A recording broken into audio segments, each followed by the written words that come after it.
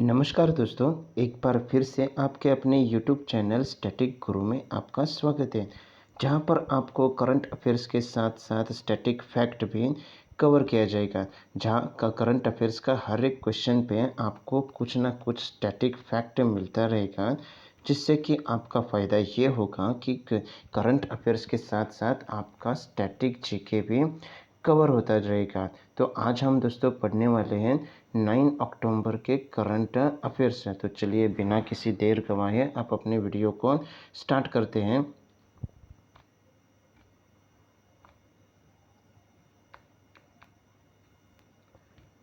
तो दोस्तों ये मेरा स्टैटिक गुरु चैनल का लोगो है। जहाँ आप इसे यूट्यूब पर सर्च करेंगे तो आपको पता चल जाए कि ये हमारे स्टैटिक गुरु का चैनल है। आप उसे लाइक कर सकते हैं और सब्सक्राइब भी कीजिए, जहाँ से आपको नोटिफिकेशन मिलता रहेगा। तो चलिए आज के क्वेश्चन को पढ़ लेते हैं दोस्तों।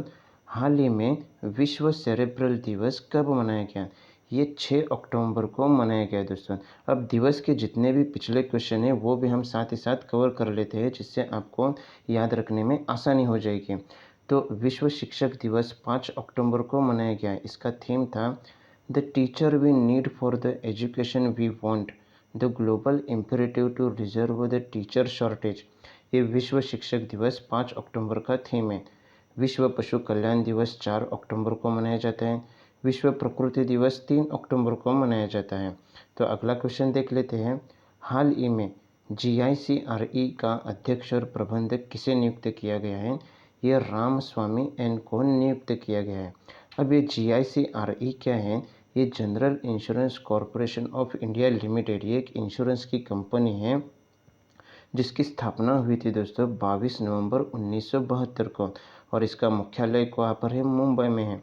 तो और कुछ इंश्योरेंस की कंपनी है जो इसे LIC कहा जाता है, जिसका life insurance corporation of India कहा जाता है, फुल फॉर्म है दोस्तों। इसका मुख्यालय कहाँ पर है? मुंबई में है। इसके चेयरपर्सन जो है वो सिद्धार्थ मोहंती हैं। इसके 3 मैनेजिंग डायरेक्टर है, वो कौन कौन हैं? R डोरियास्वामी, M जगन्नाथ और तबलेश पांडे, इसके जो 3 मैनेजिंग डायरेक्टर हैं। तो अगला क्वेश्चन देख लेते हैं। हाल ही में किस देश ने परमाणु ऊर्जा महाशक्तिशाली मिसाइल 7 बनाई है? ये किसने बनाई है दोस्तों? रूस ने परमाणु ऊर्जा महाशक्तिशाली मिसाइल 7 बनाई है। तो चलिए यहाँ पर रूस आया है दोस्तों, तो रूस के बारे में कुछ जानकारी ले लेते हैं। जैसे रूस की राजधानी है मॉस्को, रूस के राष्ट्रपति है व्लादिमीर पुतिन, रूस के प्रधानमंत्री है मिखाइल मिशस्तीन और रूस की मुद्रा है रूबल। अब रशिया जो है वो 14 देशों के साथ अपनी सीमा को साझा करता है। रशिया और भारत के बीच इंद्र नामक मिलिट्री एक्सरसाइज होता है दोस्तों। ये याद रखिए, इंद्र नामक मिलिट्री एक्सरसाइज किन 2 देशों के बीच होता है? भारत और रशिया के बीच होता है। अब भारत और रशिया ने मिलकर क्या किया है? एक मिसाइल का निर्माण किया है जिसका नाम है ब्रह्मोस मिसाइल। ये भारत के डिफेंस रिसर्च ऑर्गेनाइजेशन और रूस के मैशिनोस्ट्रोनिया ने मिलकर ब्रह्मोस मिसाइल का निर्माण किया है। इतना रूस के बारे में आप जानकारी पढ़ सकते हैं दोस्तों। हाल ही में जियो मार्ट के नए ब्रांड एम्बेसडर कौन बने हैं? ये महेंद्र सिंह धोनी बने हैं। जियो के नए ब्रांड एम्बेसडर, जियो मार्ट के नए ब्रांड एम्बेसडर महेंद्र सिंह धोनी है। तो इसके साथ साथ हम कुछ और ब्रांड एम्बेसडर भी पढ़ लेते हैं। जैसे राहुल द्रविड़ को भारत पेट्रोलियम कॉरपोरेशन लिमिटेड का ब्रांड एम्बेसडर नियुक्त किया गया है। नेशनल मिनरल डेवलपमेंट कॉरपोरेशन का ब्रांड एम्बेसडर है निखत जरीन और बंधन बैंक का ब्रांड एम्बेसडर है सौरभ गांगुली। और देख लेते हैं, पूमा इंडिया का ब्रांड एम्बेसडर है हरमनप्रीत कौर और नायका फैशन का जो ब्रांड एम्बेसडर है वो जानवी कपूर है। और कुछ ब्रांड एम्बेसडर देख लेते हैं। जैसे बायजूस ग्लोबल के ब्रांड एम्बेसडर हैं लियोनल मेसी हैं। नेचुरल डायमंड काउंसिल के ब्रांड एम्बेसडर हैं लिली जेम्स हैं। ये जो ब्रांड एम्बेसडर की लिस्ट है दोस्तों, इसे आप PDF डाउनलोड करके पूरी तरह पढ़ सकते हैं। तो अगला क्वेश्चन देख लेते हैं दोस्तों। हाल ही में किसे जलवायु परिवर्तन के लिए स्पिनोजा पुरस्कार मिला है? अब ये स्पिनोजा पुरस्कार किसे मिला है दोस्तों? डॉक्टर जोईता गुप्ता को मिला है। स्पिनोजा पुरस्कार डॉक्टर जोईता गुप्ता को मिला है। अब 2023 में जितने भी पुरस्कार रहे है उस पर हम कुछ एक नज़र डाल लेते हैं दोस्तों। जैसे कि लोकमान्य तिलक पुरस्कार नरेंद्र मोदी को दिया गया है। जॉर्ज लेटली पुरस्कार अर्थशास्त्र राज शेट्टी को दिया गया है। मिस्र का, ये ध्यान रखिए दोस्तों, मिस्र का ऑर्डर ऑफ नाइल पुरस्कार पीएम नरेंद्र मोदी को दिया गया है। और एक वो है Suriname the grand order of the chain yellow star पुरस्कार द्रौपदी मुर्मू को दिया गया है, जो कि भारत के राष्ट्रपति हैं। अब आपको ये ध्यान रखना है, सूरीनाम का जो एक पुरस्कार होता है the grand order of the chain yellow star पुरस्कार, ये किस देश का पुरस्कार है ये भी आपको पूछा जा सकता है। तो ये सूरीनाम का पुरस्कार है, जिसे हाल ही में भारत के राष्ट्रपति द्रौपदी मुर्मू को दिया गया है। जर्मन बुक ट्रेड 2023 का शांति पुरस्कार सलमान रुश्दी को दिया गया है। और ये ध्यान रखिए, डॉक्टर अंबेडकर अवार्ड 2023 योगी आदित्यनाथ को दिया गया है। और एक अंतर्राष्ट्रीय बुकर पुरस्कार 2023 ये किसे दिया गया है, जोर्गी स्पोदिनो, जिनका उपन्यास है टाइटल शेल्टर के लिए अंतर्राष्ट्रीय बुकर पुरस्कार दिया गया है। अगला क्वेश्चन देख लेते हैं दोस्तों। हाल ही में किस राज्य के याक चुर्पी को जीआई टैग मिला है। ये जो याक चुर्पी है ये कहाँ का जीआई टैग है दोस्तों, अरुणाचल प्रदेश का जीआई टैग है याक चुर्पी। तो यहाँ पर अरुणाचल प्रदेश आया है, तो अरुणाचल प्रदेश के बारे में हम कुछ जानकारी ले लेते हैं। जैसे कि अरुणाचल प्रदेश के जो जनजाति है अबोर, डपला, अपातामी, खोवा, गालो, मोम्बा, मिसिमी, ये अरुणाचल प्रदेश के जनजाति है। अब अरुणाचल प्रदेश के लोक नृत्य भी जान लेते हैं दोस्तों। ये चालो है, वांचो, पासीकोंग की पोनुंग, पोपीर, बरडोछाम, ये अरुणाचल प्रदेश के लोक नृत्य हैं। अरुणाचल प्रदेश के जो राष्ट्रीय उद्यान है वो moulding national park, Namdapha national park है। अब अरुणाचल प्रदेश को और किस नाम से जाना जाता है, land of Sunriser, land of the down let mountain भी अरुणाचल प्रदेश को कहा जाता है। ये तो हो गए अरुणाचल प्रदेश के कुछ जानकारी दोस्तों। और कुछ जानकारी है सो दोस्तों, जो अरुणाचल प्रदेश के महोत्सव भी देख लेते हैं। ये जो अरुणाचल प्रदेश के महोत्सव कौन कौन से हैं, बोरीबूट, मोनपा फेस्टिवल, ओरिया, अली इया लिगांग, निशी फेस्टिवल, पोंगटू फेस्टिवल, और कौन से है दोस्तों, जैसे मोह और मोला, अपातानी फेस्टिवल, आदि फेस्टिवल, चालो लोकू फेस्टिवल है। अब हमने क्वेश्चन क्या पढ़ा था दोस्तों कि अरुणाचल प्रदेश का याक चुर्पी को क्या दिया गया है, जीआई टैग दिया गया है। तो अरुणाचल प्रदेश के जितने भी जीआई टैग है वो भी हम यहाँ पर कवर कर लेते हैं। तो अरुणाचल प्रदेश के याक चुर्पी को तो जीआई टैग मिला है। और कौन कौन से हैं, खामती रईस, ये याद रखिए दोस्तों, ये अरुणाचल प्रदेश का जीआई टैग है। तांगसा टेक्सटाइल, ये भी अरुणाचल प्रदेश का जीआई टैग है। तो हमने शुरुआत की थी जीआई टैग से और ख़त्म भी हमने जीआई टैग से किया है। तो अगला क्वेश्चन देख लेते हैं। हाल ही में 9वां G20 संसदीय अध्यक्षों का सम्मेलन कहाँ आयोजित किया गया था, ये नई दिल्ली में आयोजित किया गया था दोस्तों। 9वां G20 संसदीय अध्यक्षों का सम्मेलन नई दिल्ली में आयोजित किया गया था। अब दिल्ली के बारे में भी कुछ जानकारी ले लेते हैं। जैसे दिल्ली के जो मुख्यमंत्री हैं अरविंद केजरीवाल हैं। दिल्ली में क्या होता है, दिल्ली एक केंद्र शासित प्रदेश होता है दोस्तों। जो केंद्र शासित प्रदेश होते हैं वहाँ पर उपराज्यपाल होते हैं। तो अभी के लिए जो दिल्ली के उपराज्यपाल है विनय कुमार सक्सेना है। दिल्ली में जो विधानसभा सीटें हैं वे 70 सीटें हैं, लोकसभा 7 सीटें हैं, राज्यसभा 3 सीटें हैं। अब ये दिल्ली है जो दोस्तों, इसका प्राचीनतम जो महाभारत में नाम है दोस्तों, इसका इंद्रप्रस्थ नाम से उल्लेख है। दिल्ली का प्राचीनतम उल्लेख महाभारत नामक महापुराण से मिलता है, जहाँ पर जो दिल्ली का नाम बताया गया है ये इंद्रप्रस्थ नाम है। ये भी आप याद रख सकते हैं। आगे बढ़ते हैं दोस्तों। हाल ही में किसे मणिपुरी भाषा में बाल साहित्य पुरस्कार मिला है, ये दिलीप नोंगमे थोम को मणिपुर भाषा में बाल साहित्य पुरस्कार मिला है। ये क्वेश्चन आप याद रखिए दोस्तों, आने वाले एग्जाम में आपको पूछा जा सकता है। अब यहाँ पर कौन सा स्टेट आया है, मणिपुर। तो चलिए हम अपने मणिपुर के बारे में कुछ जानकारी ले लेते हैं। मणिपुर की जनजाति है कुकी, तांगकुल, थाडो, नागा, मैथे। और मणिपुर के लोक नृत्य हैं ढोल छोलाम, थांगटा, लाई हरोबा, पोंग चोलोमा, खम्बा थेबी, नूपा डांस, रासलीला, खुबक ईसाई, लोहूशा ये मणिपुर के लोक नृत्य हैं। मणिपुर में एक राष्ट्रीय उद्यान है किबुल लामजाओ नेशनल पार्क। अब मणिपुर को और किस नाम से जाना जाता है? मणिपुर को जेवल ऑफ इंडिया के नाम से भी जाना जाता है। मणिपुर को और किस नाम से जाना जाता है? जेवल ऑफ इंडिया के नाम से भी मणिपुर को जाना जाता है। मणिपुर में एक महोत्सव मनाया जाता है दोस्तों, चवांग कूट महोत्सव। ये किस राज्य का महोत्सव है? तो आपको आंसर देना है मणिपुर राज्य का महोत्सव है। अब मणिपुर के बारे में कुछ जीआई टैग जान लेते हैं, जैसे कचाई लेमन चा का हो, तमांगलोंग ऑरेंज, हेताई चिली, साफी लेम्फी, वंकई फी और मोरंग फी ये मणिपुर के जीआई टैग हैं। तो हमने एक क्वेश्चन पढ़ा था जिसका आंसर था मणिपुर और हमने मणिपुर के बारे में जानकारी ले ली है। तो चलिए दोस्तों आगे बढ़ते हैं। हाल ही में किस देश को रूपपुर परमाणु ऊर्जा संयंत्र के लिए रूसी यूरेनियम कहाँ प्राप्त हुआ है? ये बांग्लादेश में प्राप्त हुआ है। बांग्लादेश का एक रूपपुर परमाणु ऊर्जा संयंत्र है, इसके लिए एक रूसी यूरेनियम प्राप्त हुआ है। तो आपको पूछा जा सकता है कि रूपपुर परमाणु ऊर्जा संयंत्र किस देश में है? तो आपको आंसर देना है बांग्लादेश में है। तो चलिए यहाँ पर आंसर क्या है? बांग्लादेश। तो बांग्लादेश के बारे में कुछ जानकारी ले लेते हैं दोस्तों।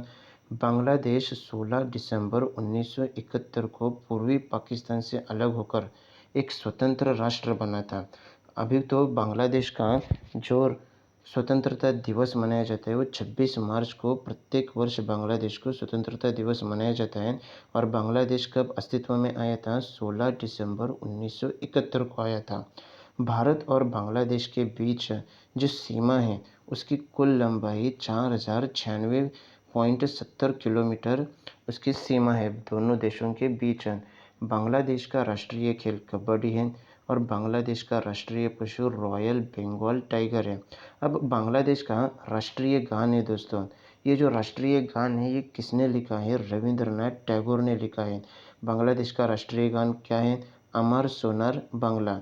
ये रविंद्रनाथ टैगोर ने लिखा है और इन्हें नोबेल पुरस्कार से भी सम्मानित किया जा चुका है।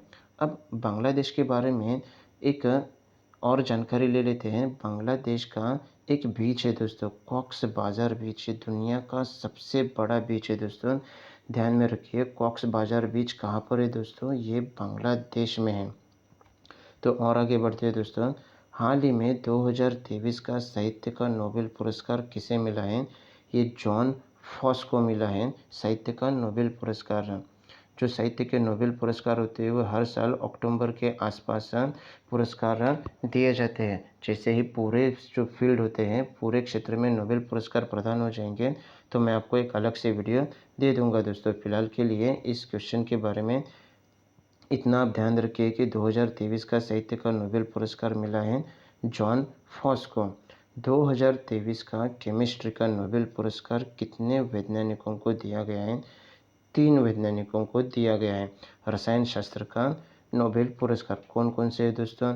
मोंकी जी बाविंडी, लुइस ई ब्रूस और एलेक्सी आई इकामो को क्वांटम डॉट्स की खोज के लिए और विकास पर उनके काम के लिए रसायन का नोबेल पुरस्कार दिया गया है। और एक नोबेल पुरस्कार है दोस्तों जो हमने पिछले वीडियो में कवर किया था। 2023 का चिकित्सा का नोबेल प्राइज़ किसे दिया गया है? ये ड्रू विस्मैन और कैटलिन कारिको को दिया गया है। अब ये कैटलिन कारिको और ड्रू विस्मैन ने न्यूक्लियोसाइड बेस्ड परिवर्तन के बारे में अपनी खोज की है, जिसके परिणाम स्वरूप इन्हें मेडिसिन का और मेडिकल का 2023 का नोबेल पुरस्कार प्रदान किया गया है। तो अगला क्वेश्चन देख लेते हैं दोस्तों। हाल ही में किस देश ने दुनिया की सबसे लंबी बाई लेन सुरंग सेला सुरंग पूरे होने के करीब है? ये कहाँ पर है दोस्तों? अरुणाचल प्रदेश में है। ये सेला सुरंग कहाँ पर है दोस्तों? अरुणाचल प्रदेश में है। अब अरुणाचल प्रदेश के बारे में आपने जो पिछला क्वेश्चन है उसके बारे में जानकारी ले ली थी दोस्तों। अब यहाँ पर हम कुछ सेला सुरंग के बारे में जानकारी लेते हैं। ये सेला सुरंग जो है वो सेला दर्रा में है जो तवांग जिले को अरुणाचल प्रदेश से जोड़ता है। ये जो सेला सुरंग की कुल लंबाई है दोस्तों 12 किलोमीटर की लंबाई है। ये आप ध्यान में रख सकते हैं। और ये कहाँ पर है? सेला सुरंग अरुणाचल प्रदेश में है। अगला क्वेश्चन देख लेते हैं दोस्तों। हाल ही में प्रधानमंत्री मोदी ने देश के पहले हाईटेक स्पोर्ट्स ट्रेनिंग सेंटर का उद्घाटन कहाँ किया है? ये किया है मध्य प्रदेश में किया है। मध्य प्रदेश में देश का पहला हाईटेक स्पोर्ट्स ट्रेनिंग सेंटर का उद्घाटन किसने किया है? प्रधानमंत्री मोदी ने किया है। और ये कहाँ पर है? मध्य प्रदेश में है। अब मध्य प्रदेश के बारे में कुछ और जानकारी ले लेते हैं। जैसे मध्य प्रदेश के शहर और उनके बदले हुए और उनके निकनेम दोस्तों, निकनेम क्या है वो हम जानकारी ले लेते हैं। जैसे इंदौर हो गया, इंदौर को क्या कहा जाए दोस्तों? Mini Bombay, city of Ahilya. Jabalpur, Jabalpur को सिटी ऑफ मार्बल कहा जाता है। मंडू को सिटी ऑफ जॉय कहा जाता है। रेवा को क्या कहा जाए दोस्तों? City of white lion. और उज्जैन को कहा जाता है city of temple, city of Mahakal. Madhya Pradesh के मध्य प्रदेश के मुख्यमंत्री कौन है दोस्तों? शिवराज सिंह चौहान। मध्य प्रदेश के राज्यपाल है मंगूभाई छगनभाई पटेल। मध्य प्रदेश के विधानसभा सीट है 230, राज्यसभा 11 सीटें और लोकसभा 29 सीटें हैं। ये मेरे हर वीडियो में आपको मिलता रहेगा, जिससे कि आपका रिवीजन भी होता रहेगा स्टैटिक फैक्ट का। तो आगे बढ़ते हैं। केंद्र सरकार ने किस बैंक के चेयरमैन का कार्यकाल 1 वर्ष के लिए बढ़ा दिया है? ये स्टेट बैंक ऑफ इंडिया का जो कार्यकाल है वो 1 वर्ष के लिए बढ़ा दिया गया है। तो स्टेट बैंक के बारे में कुछ जानकारी ले लेते हैं। जैसे कि जो स्टेट बैंक ऑफ इंडिया है दोस्तों, ये पहले 3 बैंक थे। जो अंग्रेज़ों का जब शासन था तब 3 बैंक था। 3 बैंक कौन से थे? बैंक ऑफ बंगाल, जिसकी स्थापना हुई थी दोस्तों 2 जून 1806 को हुई थी। बैंक ऑफ बॉम्बे, जिसकी स्थापना 15 अप्रैल 1840 को हुई थी। बैंक ऑफ मद्रास की स्थापना 1 जुलाई 1843 को हुई थी। अब इन तीनों बैंकों को मर्ज कर दिया गया और 27 जनवरी 1921 को क्या गया? एक नया बैंक स्थापित किया गया, इम्पीरियल बैंक ऑफ इंडिया।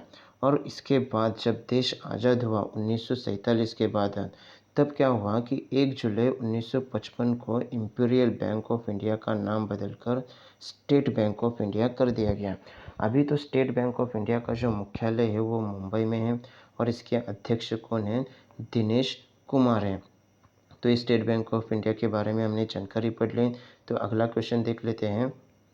हाल ही में नोकिया ने कहाँ अपनी अत्याधुनिक 6G प्रयोगशाला की स्थापना की है? बेंगलुरु में की है। ये कहाँ पर किया है दोस्तों? बेंगलुरु में किया है। और आगे बढ़ते हैं। हाल ही में किसे लगातार तीसरी बार AIBD का अध्यक्ष चुना गया है? अभी AIBD क्या है?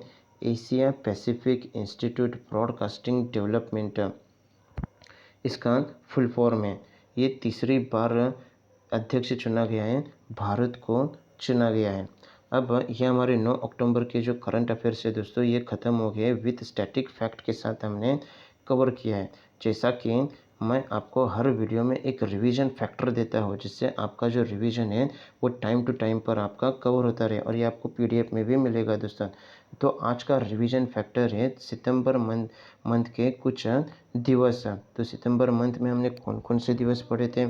विश्व पर्यटन दिवस 27 सितंबर, विश्व गेंडा दिवस 22 सितंबर, अंतर्राष्ट्रीय नदी दिवस 24 सितंबर और विश्व फार्मासिस्ट दिवस 25 सितंबर को मनाया जाता है। और कौन से दिवस है दोस्तों? जैसे परमाणु हथियारों के लिए कुल उन्मूलन के लिए अंतर्राष्ट्रीय दिवस 26 सितंबर को मनाया जाता है। जैसे कि 2 सितंबर को विश्व नारियल दिवस हुआ, 5 सितंबर को शिक्षक दिवस हो गया। अभी 5 दिसंबर को शिक्षक दिवस का थीम था दोस्तों teacher at the heart of education recovery. और ये होता है भारत का शिक्षक दिवस। और जो विश्व शिक्षक दिवस होता है दोस्तों, वो का हमने देखा था कि हमारे वीडियो पे विश्व शिक्षक दिवस 5 अक्टूबर को मनाया जाता है, जिसका ये थीम है दोस्तों। तो हमने आज क्या पढ़ा दोस्तों? 9 अक्टूबर के करंट अफेयर्स पढ़े हैं विथ स्टैटिक फैक्ट के साथ, वो भी आपका रिवीजन के साथ। पिछले क्वेश्चन भी हमने कवर किए और पिछले स्टैटिक फैक्ट भी कवर किए दोस्तों।